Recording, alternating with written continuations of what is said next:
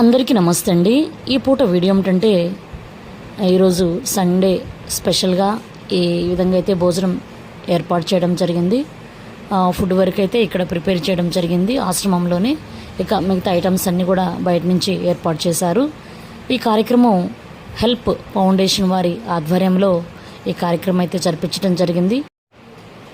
Help foundation వారి ఆధ్వర్యంలో ప్రతి నెల 2 times అయితే అన్నదాన కార్యక్రమం అయితే జరుగుతుంది మన ఆశ్రమంలో. సార్ వాళ్ళు ఈ విధంగా అయితే సపోర్ట్ చేస్తూ ఉంటారు.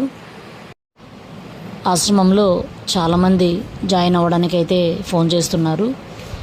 మీ అందరికీ ఒక చిన్న విషయం అయితే చెప్తాను. మన ఆశ్రమంలో జాయిన్ అవ్వాలంటే అనాథ అయి ఉండాలి, ఒంటరిగా ఉన్న వాళ్ళు మాత్రమే మేమైతే జాయిన్ చేసుకుంటాము. మీకు అర్థమవుతుంది మన ఆశ్రమంలో ఎలాంటి పరిస్థితుల్లో ఉన్నవాళ్ళు ఉన్నారనేది. అందరూ కూడా దీన పరిస్థితిలో ఉన్నవాళ్ళు మాత్రమే ఉంటారు.